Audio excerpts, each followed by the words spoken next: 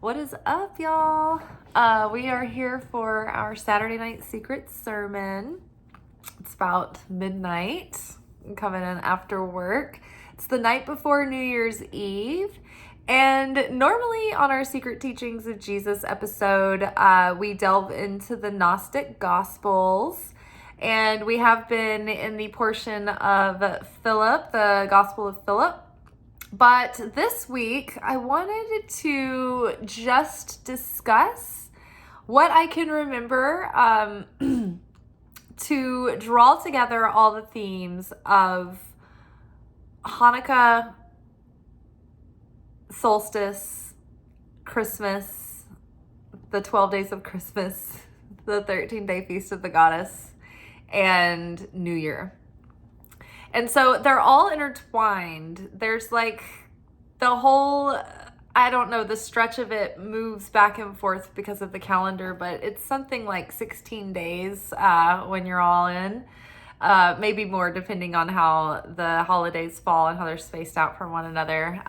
But we'll get into that. But basically, I have, over the last few years, have heard a couple of really great lectures giving the underlying meaning and significance of, you know, some of the things, the mythical things about Christmas that we don't really think about as much. I think in modern times, we go through these holidays, especially Christmas, and, you know, the nativity idea is sort of faintly there in the background, and we're like, yes, Jesus is the reason for the season, and we're thinking about it, the birth of Jesus and all this stuff, and it's there, but I think we're just so focused on running around and celebrating and, being with friends and family, which is great. That's, what we're also supposed to be doing during the season. So when I hear, things that go into more depth about it and really start unpacking, I'm like, oh, that's so cool. So it's become kind of a yearly tradition that I listened to this one podcast that was an interview that Rob Bell did with Alexander Shia. And Rob Bell is a former pastor turned author and speaker. And he's a very, forward thinker, very open-minded, open-hearted sort of Christian. And yeah, he just couldn't do the pastor thing any longer. It's a whole nother calling than being, a speaker and a spiritual thinker and an author and all that. So he didn't leave the church. He just left the profession. But he's got a podcast that he does on a weekly basis called the Robcast. And he's, progressive, and I really like him because he focuses a lot when he actually does what he calls reviving the sermon, and he gives really great sermons. He goes into the Hebrew significance and the political context and all of the things that give the actual story the context and the meaning behind it, on at least an understanding of what we're even reading. A lot of the verses that people talk about, they get taken and interpreted in a really literal way, or they're not getting the point because they didn't know that that was a saying used at that time to imply this or that, and it was something cultural or political or whatever. So I always love hearing him tell about the Bible because he puts it into the context, the historical context, and all of those things. So that's always interesting. And then he many times has on guests. And they are always very amazing, bright, unique individuals of their own genius in whatever realm they come from. But Alexander Shia is a really interesting theologian and just a really super warm, interesting character. So this is, if you go to I'm just going to recommend that you go to the podcast and listen to it as a supplemental addition to this discussion. And I'll link it, if there's any way I can link it in my description box below, I will.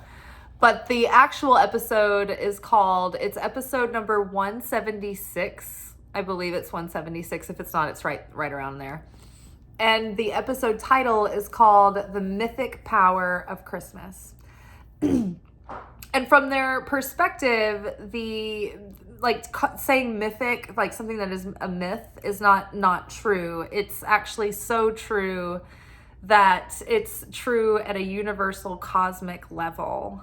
And beyond maybe the literal story being true, there's something almost poetic about it, because you can almost not even tell the full truth in a direct way. It's like something that's so true, it's bigger. It's like it's true beyond the moment, and it's cosmically true. It's universally true. So interesting thing about Christmas is, and Hanukkah and this time of year, is that there has been something that has been present and ongoing during this time of year throughout the entirety of the history of the human souls of mankind. So it's very interesting. It's interesting too, because fast forwarding to the last couple of years, the last several years, I've been practicing like Jewish traditions and learning about Judaism from the Kabbalistic lens. And I am Jewish on my mother's side, apparently, but I wasn't raised Jewish, but I've always been interested in it, like, just because I didn't even know that. And so here I am now today, the little Jewish Christian mystic, little witchy, whatever, just all of the above, prophet, psychic, nut.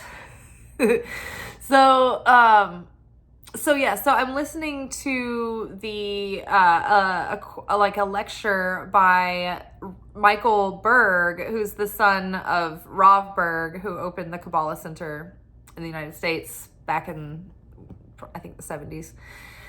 And so his son is now the head, like, leader, director of the center now, with his wife, Monica. And so he was giving a lecture about Hanukkah and how it ties in. So Alexander Shia's episode about the mythic power of Christmas is about how Christmas ties into the 12 days of Christmas, solstice, how we translated Christmas to the Celts and how it overlapped into the story that nature is telling also. And then I recently heard a lecture by Michael Berg talking about how Hanukkah and solstice and Christmas and New Year were all connected. And between the Alexander Shia's, focus on like Christmas and solstice and the 13 days of the Feast of the Goddess and the 12 days of Christmas that followed up until New Year's, and then how it tied into Hanukkah. So I'm like, oh my God. So this year, Christmas has taken on a new significance beyond just remembering the story of Mary and Joseph and Jesus going, Mary and Joseph going to pay their taxes and Jesus being born in the manger. It was like beyond that this year. It's interesting because with Christian holidays, it feels more like you're celebrating the memory of something that happened. And I think too, in Jewish holidays, there's always a historical thing about, why and when it happened around that time. And I'm not Catholic. I wasn't raised Catholic, but I guess Catholics, I always liked this about Catholicism. I always wanted to be Catholic because I appreciate ritual. And, not just for the sake of the enjoyment of it from a sensuals perspective, or even from the comforting perspective of having a tradition that you repeat. But there's something about doing a ritual that is like a spiritual technology that initiates a spiritual process. Or it might be a spiritual practice that you do every year to go and do this inner work and go deep and process things. So I'm not sure how Catholics approach the Christian holidays, but it seems like, at least where their mass is concerned, they have certain prayers and things that they have to say in Latin.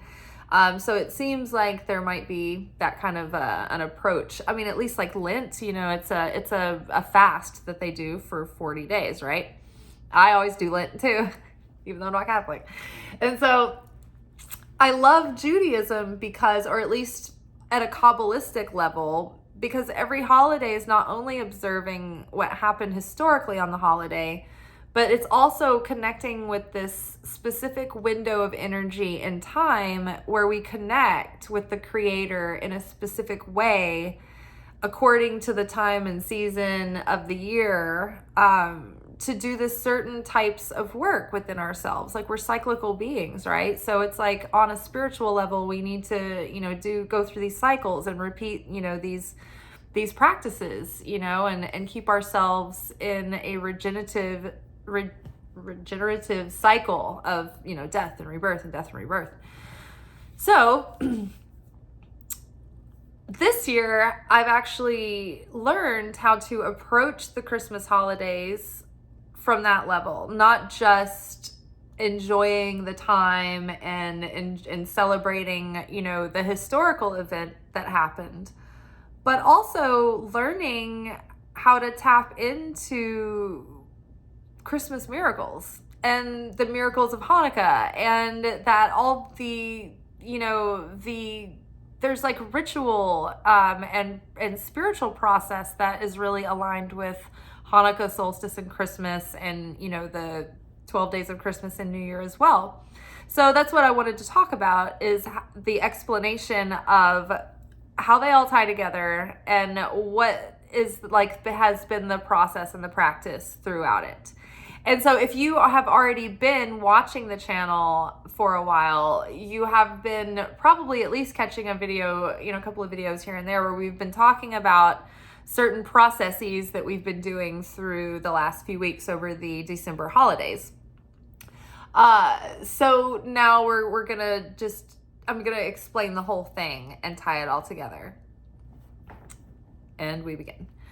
So I guess I will start with Hanukkah first, because I think that sets us up for building from there. I think chronologically, the seed of Hanukkah gives birth to Christmas and everything that follows. Okay.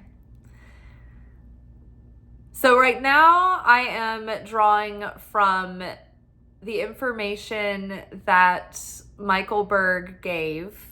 And this is, so if you want to try to find this lecture, I think you have to be a member of the Kabbalah Center to be able to watch this particular video, but there are a lot of videos on their website that are available. But this was a lecture that the Rav did right before, or it was the Shabbat during or just after Hanukkah, where he was talking about the path of choosing the path of the Kabbalist, and it was like tying all the holidays together and their significance and what the process is for us during this time. So so Hanukkah is celebrated, and it goes by the moon calendar. The Jewish and Christian faith goes by the moon calendar. So Hanukkah is like near the solstice, but it moves around every year because of that calendar, because of it being in the moon calendar. So it bounces around. It's not on the same dates every year like Christmas is or the solstice. So generally speaking, Hanukkah is an 8-day feast to celebrate the small band of, I think it was something like 300 of the Maccabees, like a Hebrew tribe that were fighting the Greeks, and they actually overcame them. And I can't remember, this may have been the year 300 BC. I might be totally wrong about that. That sounds familiar though from the packet that I was reading through Hanukkah. I might be wrong. I'm not solid on the dates. But during this period, the Greeks were had control, and the Jewish people were not allowed to practice their faith. And so during this part of the war or the battle, the Greeks had come in and desecrated the temple and defiled all of the oils so that they could not be used, and to light the lamps. And someone found one flask of pure oil that had been blessed, blessed by the high priests, and they were able to use that to light the lamps during this period of Hanukkah. Like, Hanukkah existed at the time of Hanukkah, but it wasn't called Hanukkah yet. But the window of energy was open, so they knew that they were connecting to this energy, which the energy made way for the battle to be won and for the lamps to survive. And then it would later be called Hanukkah. So the energy was already open, and this was already an 8-day period where people knew that this was a time to connect with Source, with Creator, to bring their challenges. This also meant that it was in a darker time during challenging turmoil and darker times literally of the year. And so, part of the holiday was to connect with the pure light of the candle and bring your struggles to the Creator. And in order to do that, it was like in Israel, the temple was like, or, even in the Jewish culture, or at the time, it didn't have to be in Israel, but Israel specifically, the temple was like the place where people knew that even if they weren't religious, like if they had problems, they were going to take it there. They were going to go and they were going to pay for a sacrifice. They were going to meet up with the high priests who would keep themselves.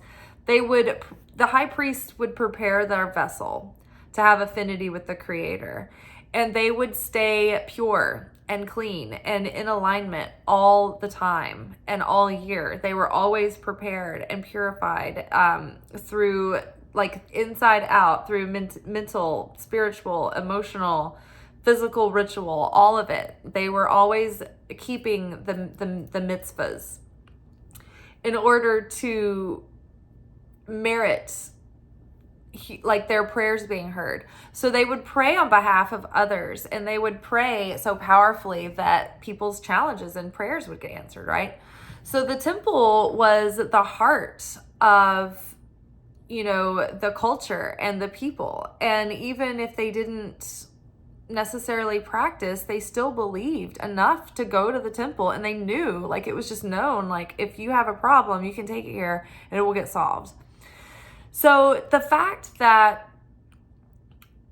the Greeks had come and taken over and defiled the temple and destroyed it and forbade anyone from going, it was almost as if darkness was going to consume us, and that the situation was hopeless. And it had been going on for so long that it's almost as if everyone had just given up their faith. And so at that time, it was such a miracle that at least 300 people, these Maccabee soldiers, were like, no one even believes anymore. Our temple's destroyed. There's nowhere to go connect.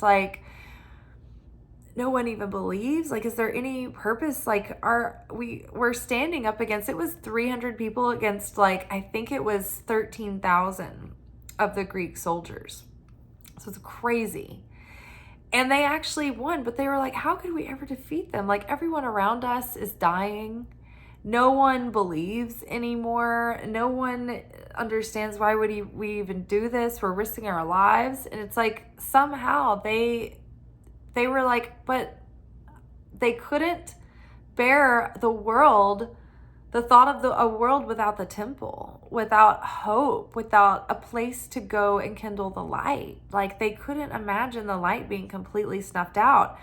So they drew within and drew upon all their courage and believed with absolute certainty, beyond logic or reason, and they self-sacrificed at all cost, no matter what. And because of that self-sacrifice, like they tapped into the miracle, the miracle juice, that light that's present, especially during that time when, specifically during Hanukkah, the veil is drawn back, it's very thin. And so we have this more direct connection with the light of the Creator.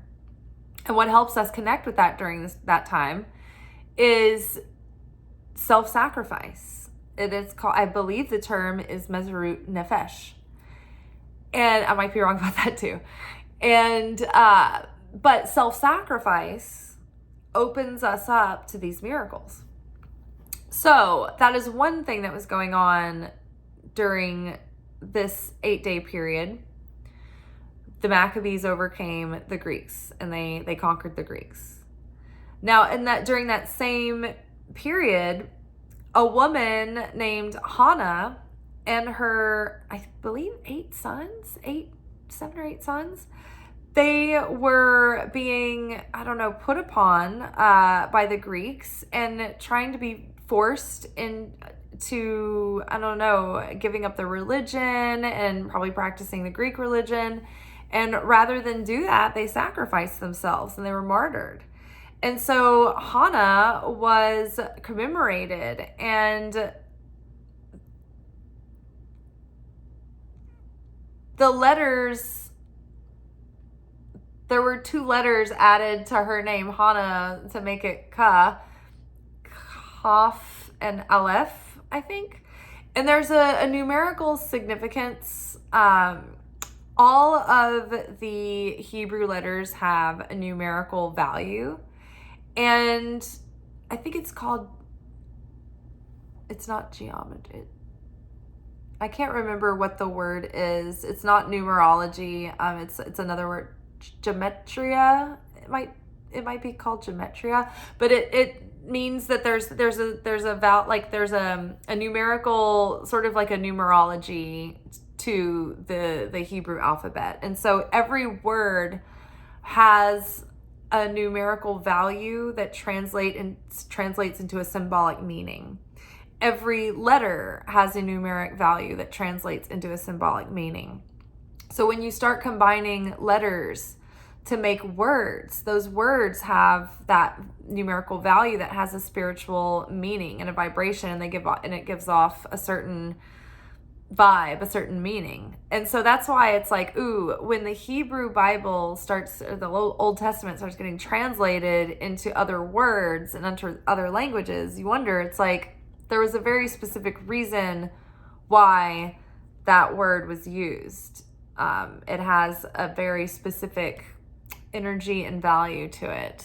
And I don't know. So I like to usually look at the Hebrew translation. Okay, so Hanukkah, so named after the woman who sacrificed herself and her sons for the sake of their beliefs and upholding the beliefs. And so the numerical value of the word Hanukkah shares affinity, I believe, with the numerical value of the tetragrammatron, which is the Yud He Vav He, I think. I'm pretty sure. This is what I'm trying to tie all this together from the best of my memories as I've been taking in these podcasts through the holidays. So we're connecting with the divine through this time period, through this open window of those 8 days. We've got this direct connection with the light, especially when we meditate and look at the flame of the candle. And we just look at the pure essence of the light. The light of that candle is the same light in the light of the Creator. And so we are not using the candles to light up the room. That's what the separate candle in the middle is for. It's so that those other 8 candles are purely there as symbolic representations of the light of the Creator.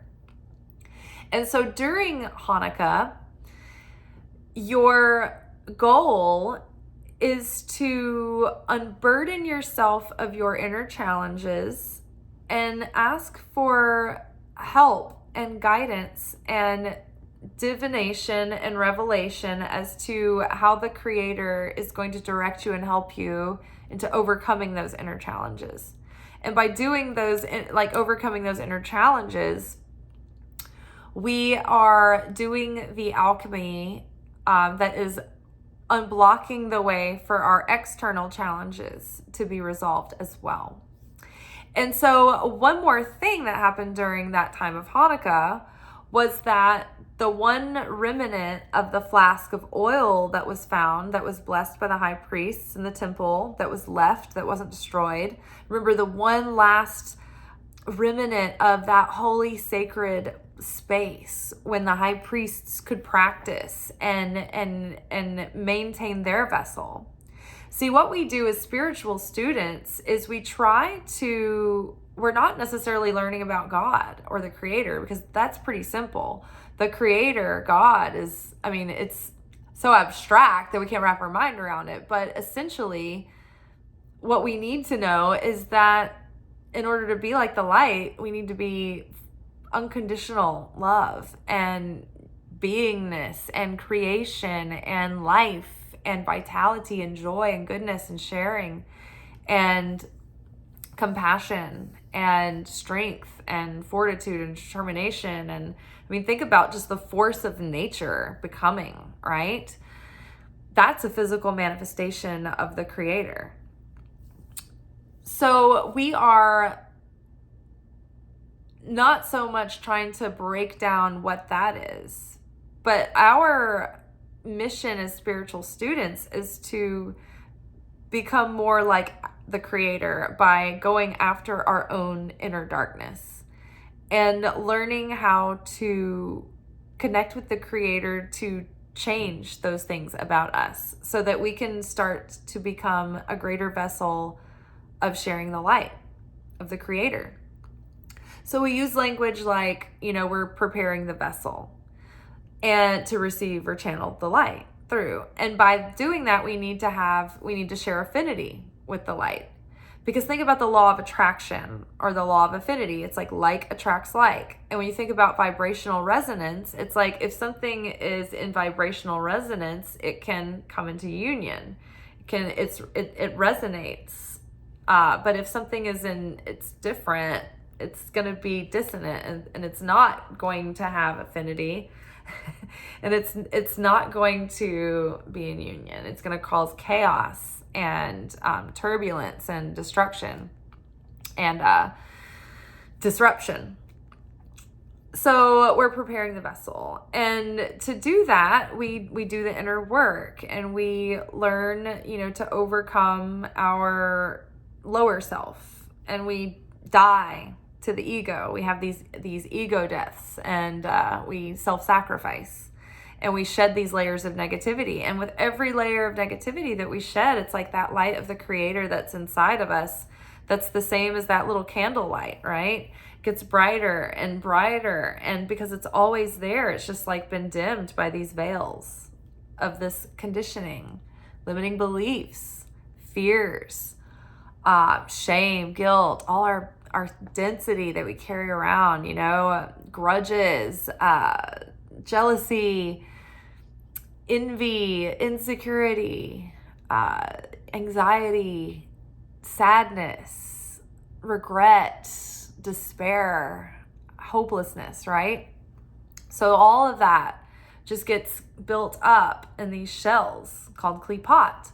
So when we overcome those things and we rise above a pattern, we break those mindsets, and we shift our perspective, and we're able to let go of a past wrong and be free of it, whether it was us that did it or someone else. When we apologize and when we forgive and we let go of a grudge and when we replace that bitterness with sweetness, it's like we break these layers, and then all of a sudden the radiant light is coming through. And we're sharing, affinity with the light of the Creator. So it's like we're drawing even more in with that magnetism. We're open as a vessel. And so by doing that work, this time of year, it's like we have this veil that's thinner than usual that opens us up to this direct connection. And so we have this extra powerful support from the light of the Creator to overcome these things within us during this time of year. So I was wondering, like, well, where did the original energy come from? Like, if the miracle of Hanukkah didn't start with that big event, creating that kind of thing that perpetuated throughout history, like an energetic signature that's so strong that it makes like this rip in time and space, and it's just there, you know? Like, I feel like, you know, ghosts in a haunted house, I don't think that they're necessarily trapped people all the time. I think sometimes there was something there that just left such an impression that it's almost like a photograph in the energy field that's just there, right? This energetic, like, signature imprint. So I was like, okay, so what left this open portal this time of year? What created that originally? And the interesting thing was that was the Rav's lecture. It was about where this originated. And it came from the time of Adam and Eve. And it was like right during the beginning, first year of their birth. So on the 25th of Libra, or on the 25th of the month, which would be right at the beginning of Libra, it's like a few days in, Adam was born. Adam was created. Mankind was created. The first incarnation of God in the cosmos was let there be light. And then God manifests as the universe and our world that we live in the physical sense. The next incarnation was when God takes his spirit and creates Adam Kadmon, the souls of all mankind within the original first man, Adam. So Adam is created and Eve.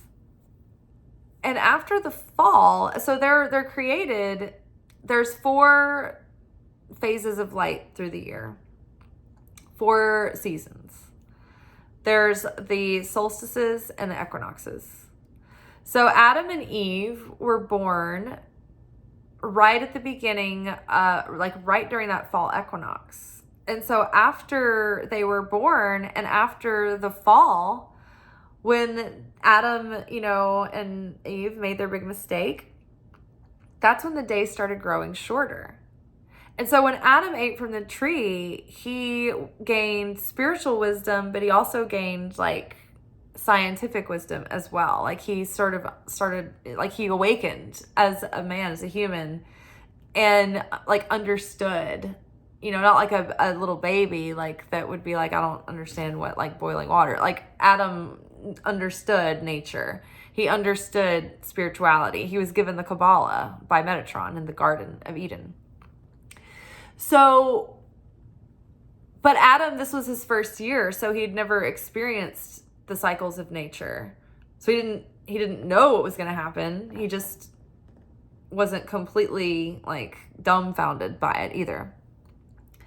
So he noticed that every day the light was getting shorter and the light was shrinking. And he was already pretty, like, taking it pretty hard about the fall and about the mistake. He's already carrying the shame and the guilt. Now he's looking around and he's like, oh my God, like, because of my mistake, like, everything is at stake. And because of me, the light is dwindling in all of the world. Like I am responsible and the darkness is just going to consume us. And now it's like the days are just getting shorter and shorter and shorter. And so for months, this was eating away at Adam. He was like, oh my God, like I am responsible for all the world being obliterated. And we are going slowly back into darkness. And this is the curse. This is the curse. This is what I get. This is what I get. This is the curse. we're losing all the light until finally the light is going to be completely revoked, and we're gonna revert back to chaos and darkness and absolute void and oblivion, and it's all my fault, and we're standing on the precipice of disaster and oblivion, and it's me. It's because of me. I know it. And he's getting all the way up till like the days leading up to solstice, and he's like, oh my God, the sun is going down at 4:30. I have, like, what are we gonna do? And don't we do this now? I know, like, depending on where you live in the world, on the globe, I guess, daylight might be different at different times during different times of year. But like, at least in Nashville, when we're getting close to the solstice, the sun is down, like it's dark at like 4:30, and you're just like, are we ever gonna survive? Like every year it feels like it gets darker earlier, and we all like tell each other like, it feels earlier, like it's getting darker earlier every year.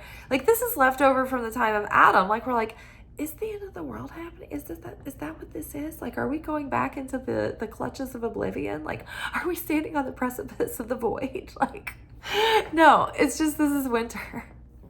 It's been happening since the time of Adam.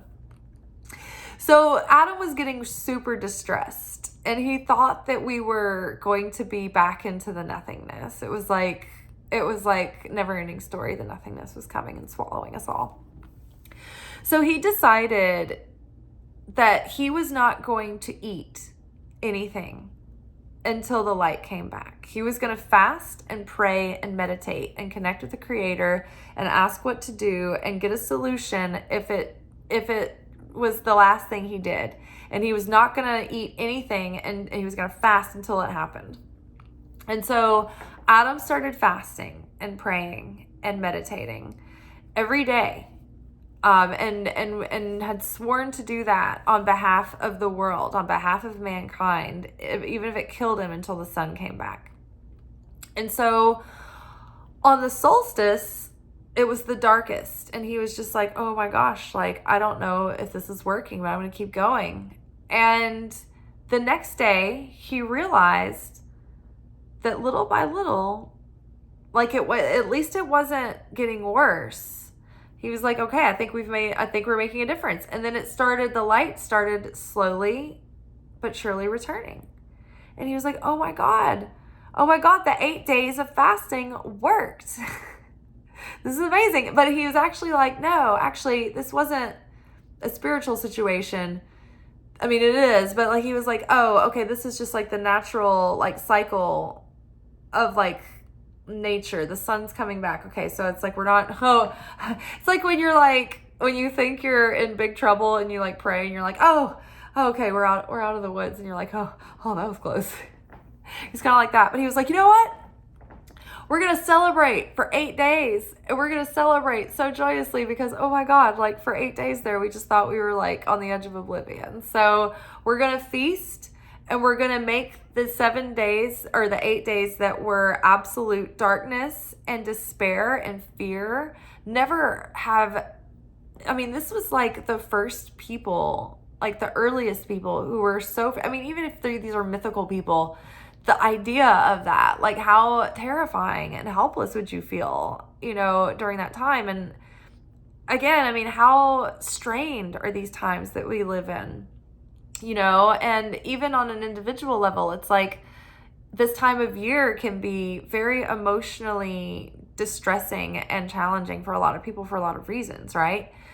So it's like, he was like, okay, so let's turn that despair into joy and celebration and feasting. And so one thing about Hanukkah has always been is that it's not one of the high holidays where we have to like fast and like spiritually prepare and purify the self for weeks leading up to it in order to connect with the light. The beauty of Hanukkah is that is the holiday of the year where the light comes down to meet us in the darkness and meet us in our challenge, not where we have to build our affinity with the light, because the light is going to to show like mercy and giving and come and be available to us, right? That open window. And it's because of that original fast, that self-sacrifice of Adam. That prepared the way, the vessel of mankind, for more joy to be revealed, for more light for the rest of the world to be able to experience. Through Adam's embrace of the darkness, from his embracing his own darkness and his determination to fast and self-sacrifice and pray and make a change for the sake of all mankind, for the sake of sharing, not for this to receive for the self alone, but for the sake of the world, right? So that was only foreshadowing what was to come. So the next 7 or 8 day feast was the feast where the light was returning, and where, we were celebrating our connection with the light of the Creator and remembering that with absolute connection. It's interesting because in the time of Adam, they still remembered being fully connected to the light, fully in that feeling of paradise and wholeness and fulfillment, and not separation. Separation occurred when we lost that absolute certainty and feeling of connectedness and trust. And our ego started forming defense mechanisms, and fear and lack and doubt. And logic started taking over, and we couldn't trust with that naivete and innocence anymore. And so that caused the separation, because we lost affinity with the light when we took on doubt and fear and lack. The light has no lack. The light has no fear. The light has no doubt. So when we took on shame and guilt and that affect consciousness, we stopped being cause consciousness. And now the work is to try to learn that again. So one of the ways that we approached Hanukkah through the holidays was, it happened to line up with a couple of things that I was doing in workshops in 2 different spiritual practices. One is to be magnetic, where like you're like healing your nervous system, you're doing deep inner work. And in the meantime, it's like you're setting intentions around your manifestations. And as you do that transformation, like your manifestations are coming through. And so I was doing their yearly manifestation challenge that they always do at the end of the year for like New Year's and all that stuff. So day 2 had to do with, like integrating the shadow and going deep into the shadow work. It coincided with my Kabbalah class. It was like Kabbalah on demand, Kabbalah 1 on demand, class 8, the workshop. The workshop questions in Kabbalah 1, class 8, in the on-demand courses, if you go to the Kabbalah Center and you want to get that special version, it's like David Guillaume's on-demand Kabbalah 1 course. So it's episode or like chapter 8 or it's class 8. It's like chapters and chapters in, but it's class 8. And then you would go to the workshop under class 8. And so the workshop questions were, and we've talked about this in a bunch of videos recently, if you take a piece of paper, and you need to get a piece of paper and write the things out, because you need to be able to look at it side by side, so don't use your phone.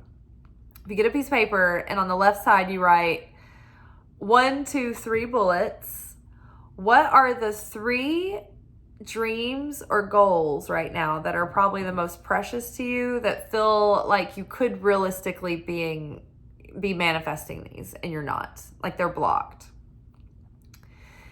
Now think about those and write them down, and don't overthink, but whatever order they came to you in, write them down in that order. And it only takes a second to figure this out. You don't have to like go really into depth. It's just like bullet points. Write that down. If you need to, pause. You could do it now if you don't know about this exercise. It helps. Okay, if you've come back, now on the right side of the paper, what are the 3 like main challenges that you would consider like your kind of ego personality flaws or things that you struggle with within yourself? Like for me this year, mine I knew were like hostility, jealousy, and resentment. And your tikkun process, like your tikkun, you can read it in your natal chart. If you have your natal chart read by a Kabbalistic astrologer, they can tell you things about like what you need to correct in your tikkun. And what your tikkun is like in every incarnation that we have, we bring our soul with us. And basically, it's like we're trying to balance out the vices and virtues within our soul, you know, during every lifetime, essentially. And there are certain, you know, things that we need to transcend and elevate about ourselves in each lifetime in order to elevate our soul and reveal the light of the Creator through our unique spirit. So, these are probably things that are like your tikkun process, like things that have been, like I'm an Aries, right? So I have a temper. It's like part of the tikkun is like you can tell by your astrological signs. Sun, moon, rising is like, you know, your mains or whatever. So for me, I can get like, I'm fiery, I'm feisty, I can get a temper. But if I have like a long-term thing that provokes me, I can get hostile. I have hostility. Resentment, you know, can build up. I'm a Cancer moon, so very sensitive, can hold, you know, have that shell, can remember a long time to protect itself. So that Cancer moon, you know, makes me, you know, prone to resentment. Libra rising maybe taps into that jealousy, you know, because maybe I want the score even or something like that. But, you know, it's not that I'm a jealous person outright. Like I'm not like consciously like, hey, that person has that and I don't like them for it. I'm not like that at all.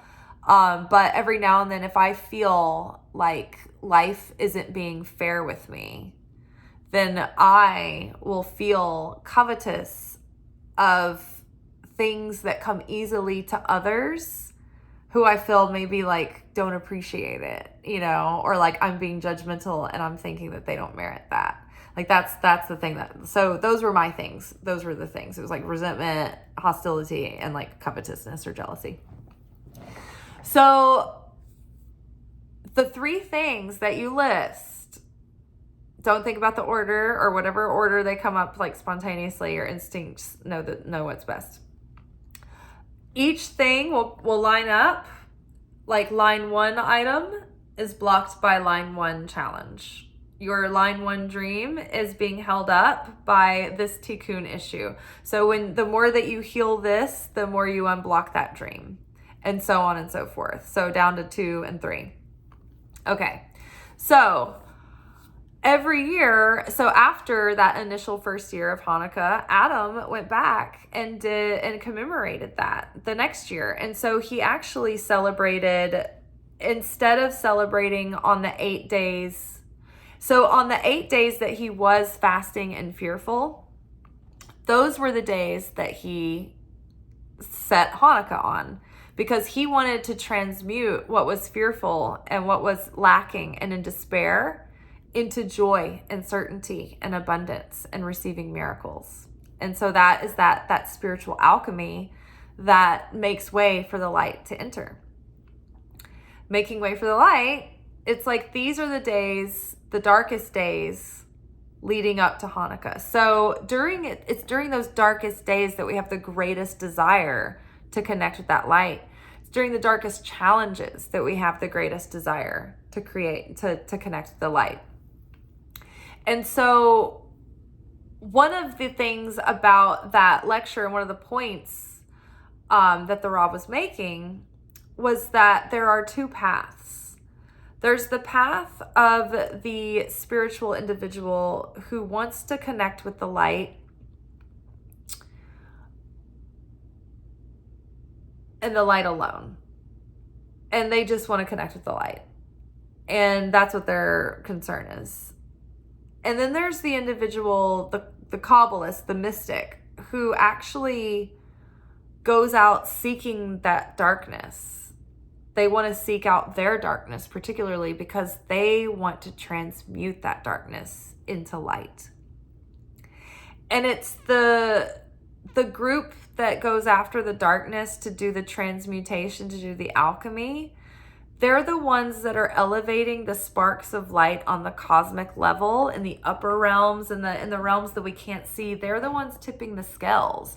They're the ones pushing the edge so that everyone else can be exposed and draw in more light as well. So you're doing this for the sake of sharing.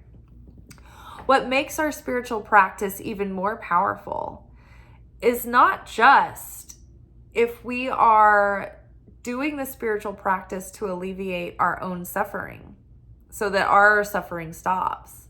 But what makes it really powerful and really magnified is that if we are also, when we learn to do this spiritual practice to become a better person, to add more light into the world, to know that we are affecting the spiritual realm and we are adding more light on the side of light and taking it off of the side of the dark, that we are becoming better people, hopefully to bring more light into the world, to make the world a better place, to be able to be better in our treatment of others and to be able to show up in our relationships better, to be able to affect people in a positive way and share. So it's like we're receiving for the sake of sharing, not receiving for the self alone.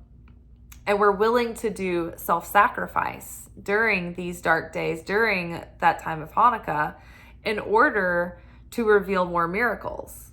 And so you're bringing those inner challenges, those three things. It's like, okay, during Hanukkah, how can I self-sacrifice this? How can I sacrifice this part of my ego so that I can rise above it and overcome this? And through that, level up. And then all of a sudden my life starts blossoming as well. So the self-sacrifice, that's what we chose to do. We picked those three things. It was a coincidence that I was aligned with those workshops during that same time. But it gave us something specific to bring to Hanukkah that we knew we were working on. So the path of the Kabbalist is the one that chooses to self-sacrifice for the sake of the world, for the sake of making the way for the light to come in, for others, for the sake of others. So what's interesting is that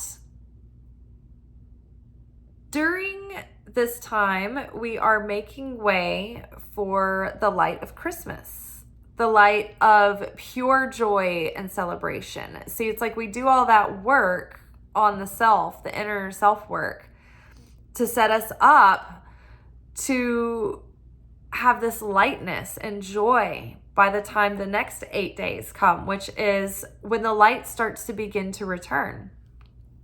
The interesting thing about that darkest time of year, when we think that the sun has died, the sun is resurrected again, but during that solstice, to the naked eye, the sun seems to stand still in that same darkness for 3 days.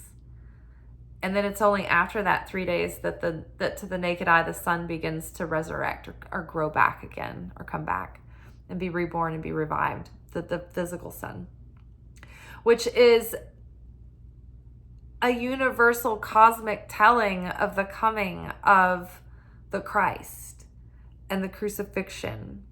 And when Christ went into the darkness and experienced death for 3 days and then rose again, all in an act of self-sacrifice for the sake of mankind, to prepare the way for light to enter the world once more in a time of absolute darkness, when the people were in absolute despair. That is when Christ was born. That is when Christ grew up and took the gospel out into the world. And that's when Christ was crucified as a martyr and an enemy of the state. He was the vessel that brought in the light for the sake of all mankind. It's like this story that keeps being told over and over and over again. It's amazing. So this is all connecting. And then as, you know, the light is being reborn, and it's growing all the way up until the new year. It's like we are being reborn, and we're choosing to be reborn in that consciousness and be renewed in order to start fresh, to start again into this new year. So when the early Christians went to spread the gospel to the Celts were they weren't living by the moon calendar like the Nazarene, the Judeo-Christians were. So the missionaries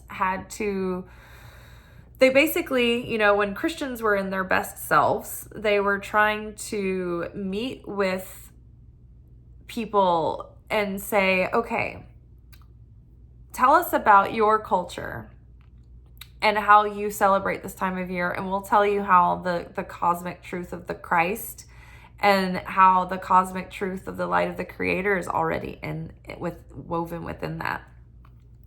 And so the Celts, during the solstice, the Celts built their village around a giant oak tree that they revered as sacred, because the oaks were observed to draw lightning. And so for however many thousands of years, the Celts had been, you know, in their earliest times, had used smoldering branches to start fire. And they got it when the trees were struck by lightning. So this was a tree that was the tree for the Celts, were their metaphor of the Creator, of God, because the roots were down in the earth and it extended in this vertical pillar up into the heavens.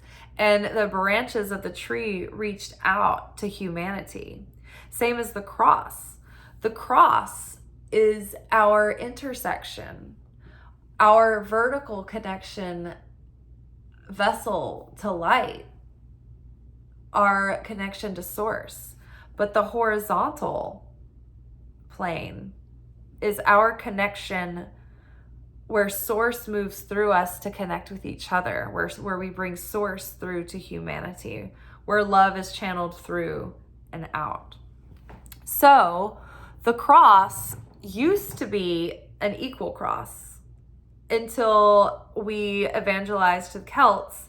And in order to make this more in alignment with the tree, we brought the pillar, or the horizontal beam up. So it became the elongated cross that we know now. So they gathered around a central tree and decorated it. I mean, they didn't get, like, it was already there, it was growing. They weren't hoping it was going to strike, lightning was going to strike it or light it up or anything. It was just like that was already there and revered because of that. Because it was the light bearer, the light, you know, the light bringer, the vessel for the light. So during the solstice, they would gather around the tree and they would decorate it with ornaments of dried oranges and pears and apples. And the Christians were like, oh my goodness, like this is basically like the celebration of the reentry into the garden. Because that is the celebration. So the 24th, Christmas Eve, is the feast of Adam and Eve, where they were readmitted into the garden by realizing that the world wasn't coming to an end. So it's also interesting that Christmas Eve was, you know, the beginning of the birth of Christ, where it's like we have our ticket back into the garden once more. It's being born. It's so interesting. So on the 24th, the Celts, their thing was that they would decorate the Yule tree, because this was like growing in days, and they were doing the celebration of the 13-day feast of the goddess. And so on the 24th, that's the day that they would decorate the tree with abundance and nutrients. And the Christians were like, oh, this is like the tree of life and the tree in the garden of, Eden, and the readmittance into the garden, and the reconnection with the tree of life where we overcome death. So we get to the 25th, which is the birth of Christ. And this is, 3 days after the light starts to grow against the naked eye. I can't remember if there was another significance to... There was something to do with the difference between the Gregorian calendar and the moon calendar as to why they didn't celebrate the birth of Christ on the solstice on the 21st. But they ended up keeping it on the 25th to mirror or to echo the first incarnation of God, which was on the 25th of, I can't remember the Hebrew word of the month, but it's either the month of Virgo or the month of, it's Libra. It's got to be Libra. So it's like whatever that is, September, 25th of September, which was the first incarnation of God, echoed again in the 25th of December, which was, another incarnation, the next incarnation of God, which was the incarnation of God as man himself. As a Christed being, fully awakened and fully transcended of the ego, of the smaller self. So we get to the December 26th, which is Boxing Day. But Boxing Day, where that came from was the Celts had... So the whole festival of Christmas revolves around the mystery and the miracle of birth and the process of birth and the rebirth of the self, being reborn, being born again by the Christ, being reborn again every year. This is what we do. We transform and we rise again, and we are every year trying to step up into that new up-leveled embodiment of self. But so on the 26th, the celebration, it's like the spiritual process of birth, of going through that mystery within the self, within the spiritual process of being reborn, dying to the old self, dying to the flesh, dying to the comfort zone, self-sacrificing and being, having something birthed because of this, birthing hope, birthing new life into the world, birthing new light into the world. So the Celts honored the mystery of birth with a 13-day feast of the goddess. And on the 26th, they would have the men and the boys get together and do this tradition together because they needed to learn about the mystery of birth. The women didn't have to do this because they knew about it. They lived it. They knew naturally about the shedding of blood and the death and the self-sacrifice in order to bring forth life and to sustain life. But the men and the boys needed to have a visual, physical, hands-on experience with this. So they had a ritual where they would go out and they would hunt down and trap a wren. And then they would sacrifice that wren and let it bleed onto the white snow. And so, not only was the color here very symbolic about, the purity, the blood, the life force, the vitality, purification, death, rebirth, all of it's there. But, blood has to be shed for life to be formed. We shed blood, in our menstruation. We shed blood the first time, when we lose our virginity. We shed blood when the water breaks and we give birth. We die to a part of ourselves that used to be independent and to self-sacrifice to bring this life through, to sustain this life, to nurture this life. Death and rebirth are necessary for healthy life within ourselves, within the system of the body, within the population of the planet, within nature, in every level, in every kingdom, within every living kingdom. So it's something that the boys and the men had to go out and understand and do, and they had this physical ritual where they would see that through. So the Christians took that tradition and they made it a spiritual process where the ritual was to do something in an act of sharing, in an act of self-sacrifice, in an act of nurturing and giving and caring for. And so because this was the darkest time of year where, you know, you're furthest from the harvest and you're furthest from spring, it's cold, they would have the boys and men use their strength and ability to box up supplies, food and clothing and blankets for the widows and the sick and the shut-ins and the elderly and the hungry. And they would go and they would distribute these things in acts of charity and self-sacrifice.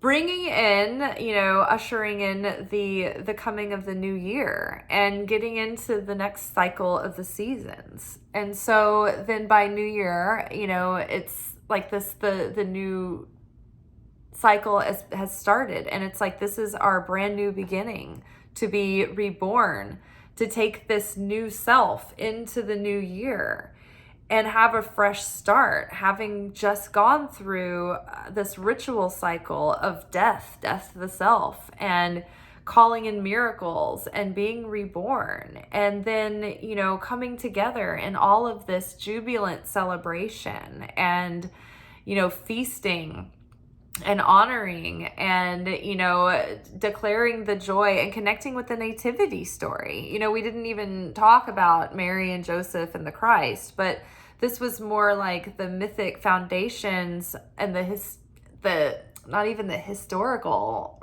like foundations, but the channel in which the vessel was prepared for the light to come into the world. Not only the incarnation of the Creator through the Christ being born, but every year that we do this, we bring light into the world. We transmute darkness into light. We refuse to let the dark take over. We refuse to let hopelessness and despair take over. It's so funny that during this study this year and during this spiritual transformational work centered around Hanukkah and Christmas and Solstice and the New Year, even being so aware and not even, I don't feel like I am struggling with any kind of depression or anything. I am well past like the beginning of like my, you know, goal to try to manifest like this channel growing and all of that. And sometimes I feel like it's never going to work. And sometimes I feel like I could just like be so burnt out, but I'm past burnout. I'm just like, all right, I'm in it. I'm in the groove. But even still, even knowing all the work, even having doing all the work, and overcoming all the spiritual challenges recently in hopes that it can help fuel this manifestation of like growing this channel. Even still, I have had moments of just being like, oh, it would just feel so nice today not to have a video to make and to just have like a total free day and not have anything on my plate.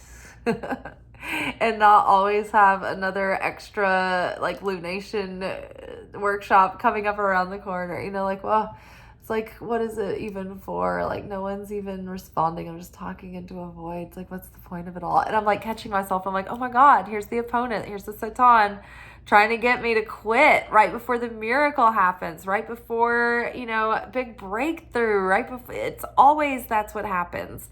We have to always anticipate the opponent, because the opponent wants us to be completely consumed by the darkness, completely eaten up by despair. And how relatable is Adam's mentality? It's like, oh, I've made a mistake and now I'm being completely consumed by darkness. This is the end of the world. I have destroyed everything, and it's all my fault, and everyone, the whole world, the fate of mankind is all on my shoulders. It's all on me. What have I done? It's the end of the world. You know, I mean, we can totally go there.